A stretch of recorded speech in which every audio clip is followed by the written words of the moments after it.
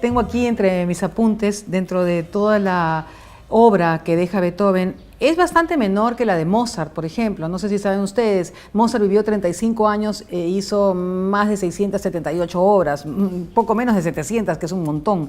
Bueno, pues con Beethoven sucede algo distinto: 31 sonatas para piano, 7 tríos, 10 sonatas para violín y piano, 2 misas, 5 conciertos para piano y orquesta, muy conocido el número 5, un concierto para violín y orquesta, 9 sinfonías, cómo no. Y adivinen cuántas óperas.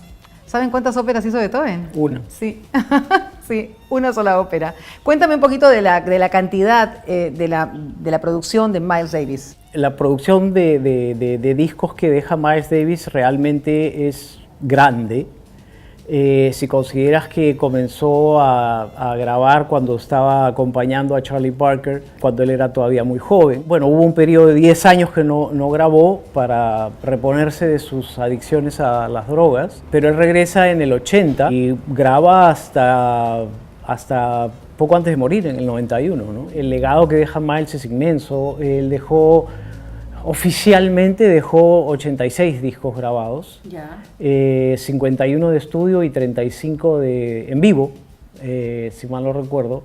A eso le puedes sumar un montón de discos piratas o discografía pirata que sacaron en Japón y en varios otros sitios de Europa. Bueno, definitivamente Beethoven es el responsable del paso de la música del clasicismo estructurada, ordenada, a la música del romanticismo tremendamente expresiva y llena de sentimiento. Sí, Beethoven es justamente el catalizador, el que comienza con ese hambre que él tenía de buscar nuevas formas para su música. Él comienza a cambiar, por ejemplo, en lo que eran las sinfonías, él comienza a cambiar las estructuras, las cambia por completo. Así es, totalmente, así es. Comienza a agregar elementos programáticos. De acuerdo.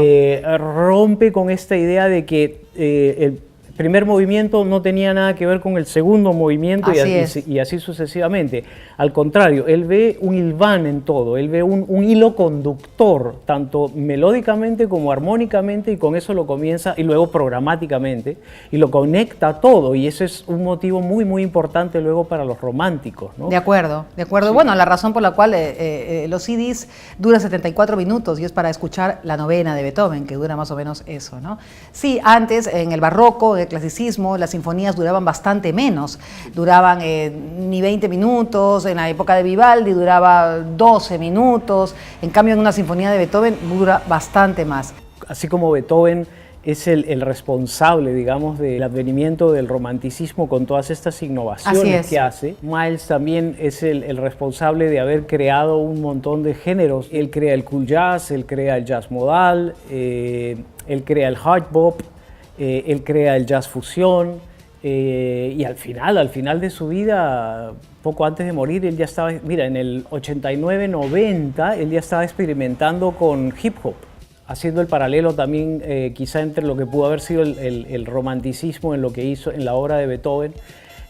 Uno de los que más huella dejaron fue la transición de Miles bebop a Miles jazz modal.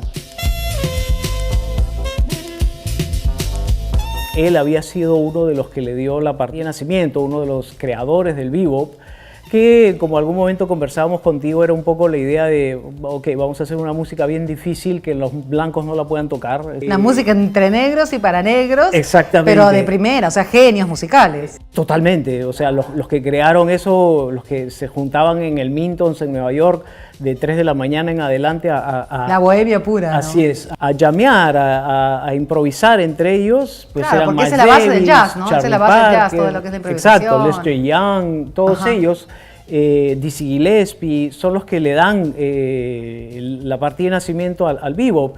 Y el bebop es eso, el bebop es muy intelectual, el bebop es muy complejo, es anguloso, es rápido, las progresiones armónicas son complicadísimas, y se basa mucho en el virtuosismo del intérprete. En determinado momento Miles siente que el bebop había intelectualizado demasiado el jazz. Y ojo, que él había sido uno de los creadores del género. Y entonces él quiso encontrar una nueva forma de expresión que regresara el jazz o que acercara el jazz de nuevo al oído del común denominador, para que lo entienda, ¿no? claro. Del oyente común y corriente, del público en general. Y es ahí cuando a él se le ocurre esta idea que cambia, literalmente cambia la manera de componer y de tocar jazz, que es cuando él hace el disco Kind of Blue, que es donde hace nacer el jazz modal.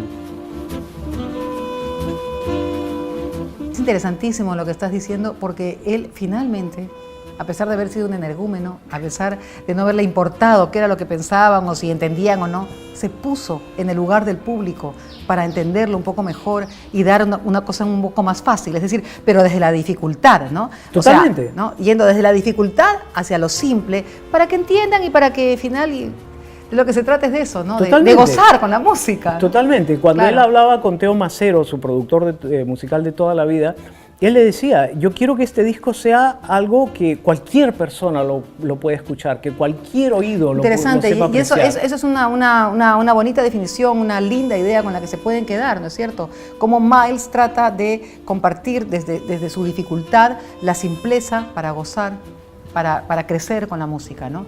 Al igual que Beethoven, con su última obra, con su última propuesta. Yo creo que era igual, el proceso era igual que Beethoven,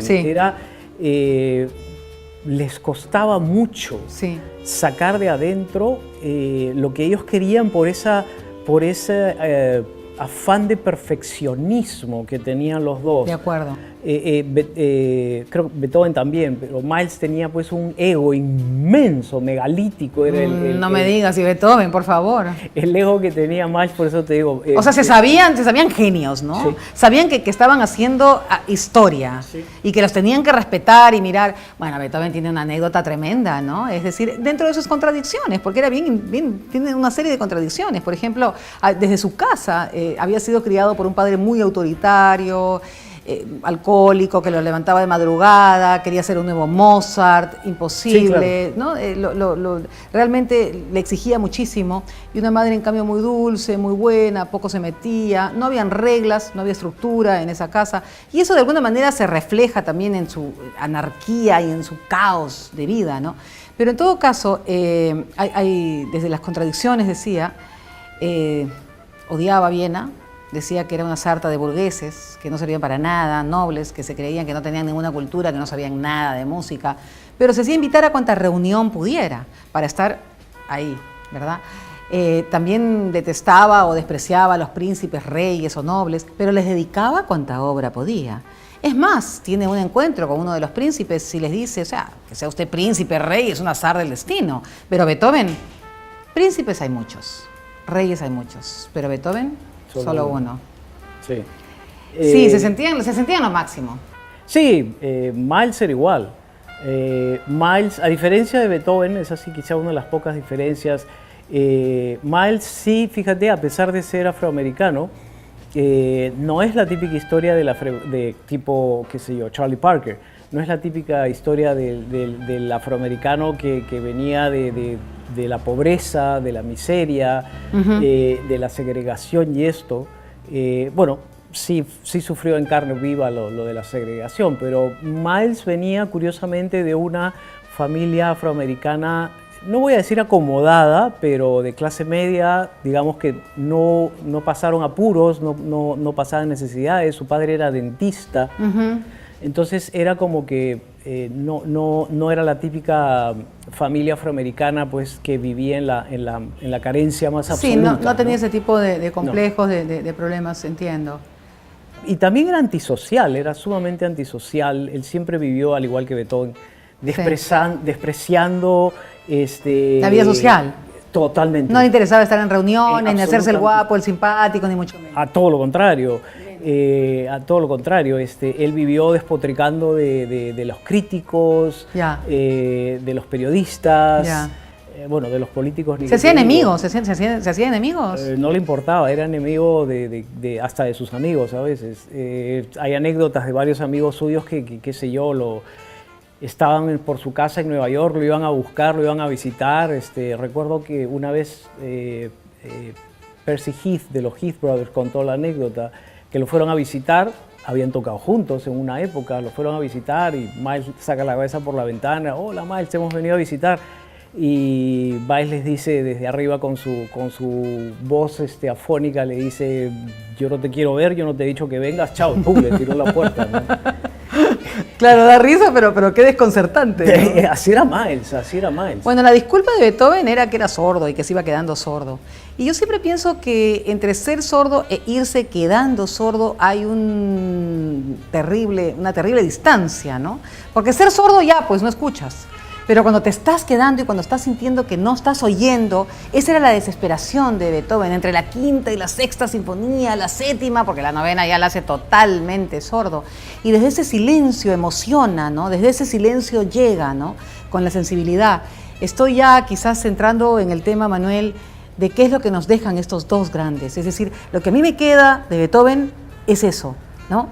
Es su mensaje de hermandad, de que la música transmite y de que hace, a ver, va a sonar un poco trillado, pero hace que los hombres y las mujeres y las personas nos queramos un poquito más por escuchar algo bonito. Y ese es realmente el mensaje de la novena sinfonía de Beethoven, con esa maravillosa oda a la alegría inspirado en el poema de Schiller. No sé, tú qué sientes desde el jazz y desde esta época, ya siglo XXI, ¿qué es lo que nos deja Miles Davis? Sin duda alguna, en toda la obra de Beethoven, si hay algo que te queda es ese espíritu de la capacidad del ser humano de poderse sobreponer a cualquier adversidad, ¿no? Para mí eso es un poco lo que te transmite la música de Beethoven de siempre. De acuerdo. Miles... lo que a mí me deja es un poco justamente como la música, en este caso el jazz, puede ser llevado, puede ser elevado a una forma de expresión artística que de tal contenido que realmente puedes llegar a tocar las fibras más íntimas del ser humano y llevarlo a las emociones más intensas. La sensibilidad, ¿no? Con Exactamente. Sensibilidad es que se puede sentir. Exactamente. Todo eso. Y por eso es quizá este afán tan grande que tenían Beethoven y Miles de siempre estar buscando nuevas formas para su música. Era justamente lo que ellos querían era ver cómo podían expandir cada vez más la paleta de posibilidades expresivas dentro de su música para acercarse más y más y más a la esencia del ser humano. Interesante. Los dos eran lo mismo en ese sentido. Y no le interesaba la opinión del público. Me contabas en algún momento que el público pedía cosas que les gustaban, ¿no? Toca esto de acá. ¿Y él qué decía? Ya lo hice, ¿para qué lo voy a tocar? Lo que pasa es no que... quiere el aplauso fácil, ¿no? No. Es más, no es ningún secreto, es muy famoso el hecho de que Miles tocaba dándole la espalda al público. Solo mirándose con sus músicos y el resto del tiempo era la espalda al público. Quédense con esa imagen. Miles dando la espalda al público y tocando justamente para sus músicos y con ellos y mirándolos a ellos. La última sinfonía de Beethoven, la novena. Beethoven mirando a sus músicos, dando de espaldas a un público totalmente sordo, no sabiendo que todo el mundo se desprendía en aplausos, en gritos, en voces. Estaban encantados con lo que oían. Y él no le interesaba, no lo escuchaba desde su silencio.